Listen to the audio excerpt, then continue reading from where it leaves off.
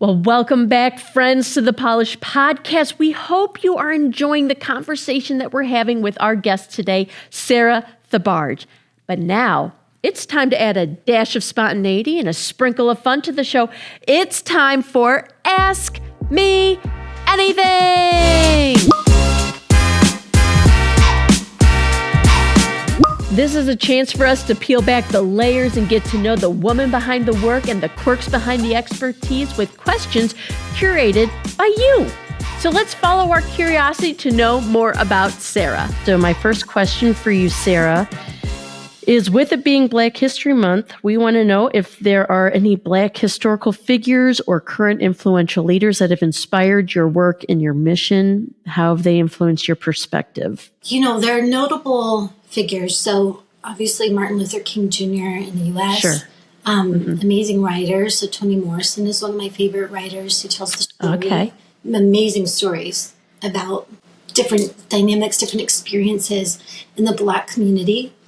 Mm-hmm. I will say, though, I think the most influential, impactful leaders that have inspired me are the ones that you would never know their name. They don't make it to the headlines. They don't make it to, they don't publish a book. But when you go into these communities, there are the grandmas that are taking care of all these kids, even some of them who have been orphaned, but they take them in. There are the guys who are helping their neighbors, dig out of mud so that they can get their moped to town to get food. There are people in their community who are actually pitching in, who are actually making big sacrifices in order to help the whole community thrive.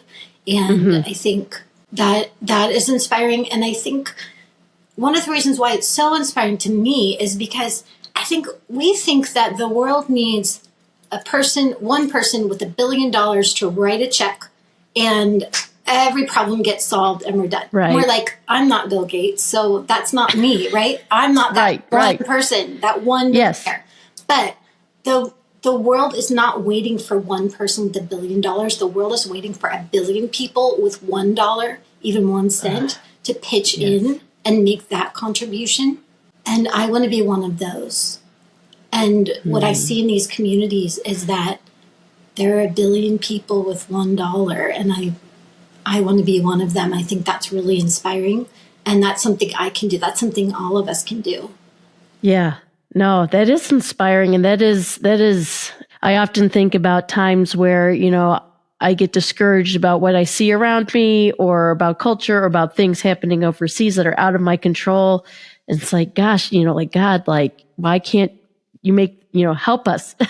And it's like I created you. So what can you do to be a part of the solution? And that's like we were talking about early. It can be a little scary to think about that, but I think when we turn to God and we ask him to say, what's that next right step? Yeah. He shows you that next right step, whether it makes sense or not. Right? Absolutely. When we think about changing the world, right? We think about a huge canvas and a huge, broad brushstrokes, these massive contributions and the Nobel Peace Prize and all this. But I don't think life is like that. I don't think that that's how the world changes. I think life is like a pointillism painting.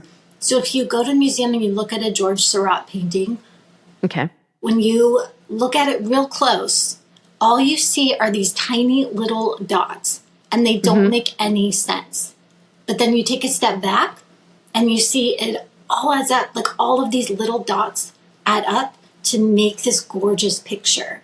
And I think when we look at what we can do, so what skill we have, what financial resources we may have, what availability we may have, it just looks like this tiny little dot, like it's nothing. But then when we take a step back, we realize if all of us just put that one dot that we can do on that picture, we step back and we see that's how the world changes. That's how the world becomes well again. It's just one little dot at a time.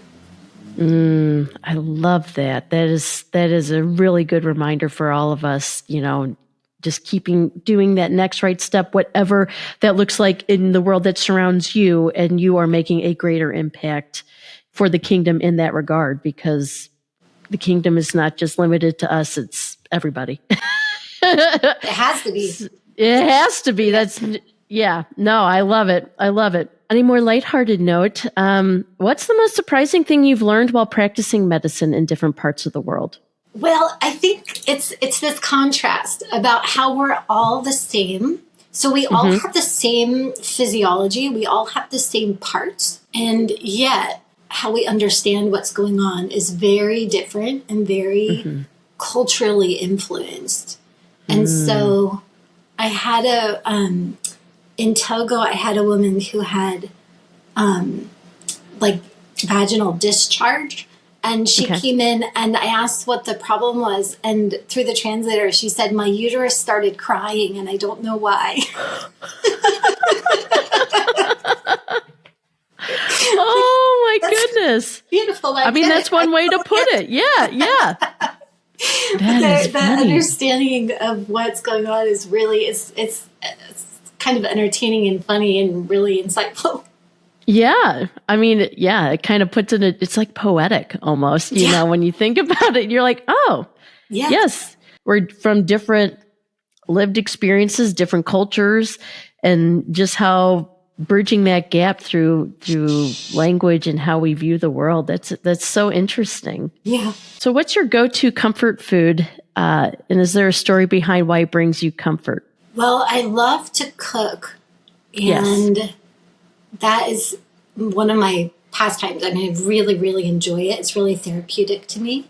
So my favorite thing is to make a homemade pot of vegetable soup that simmers all day on the stove, and then you eat it at night with a nice warm piece of bread. And the reason I love it is because it's really nutritious. So the medical person in me loves all of the vitamins. So I love that. And also, to me, the process of like chopping all of these vegetables one by one is a process of, it's like meditation. And it makes me thought. I don't have gadgets. I don't use kitchen gadgets. I just have, I don't have like a mandolin, or I don't use a food processor to chop things up. I just do it all by hand. And that process of just one by one gets me into this rhythm of peacefulness and gratitude. And because vegetable soup requires a lot of chopping, I love to make it. Sarah, thanks for sharing more of yourself with us. Here's the thing, friends. We want you to be a part of the conversation. We want your burning questions. We want your curious musings and your wild wonderings about our guests. So if there's something you just always wanted to know or to ask, now is your chance. Go to our website, polishnetwork.org, and submit your questions there.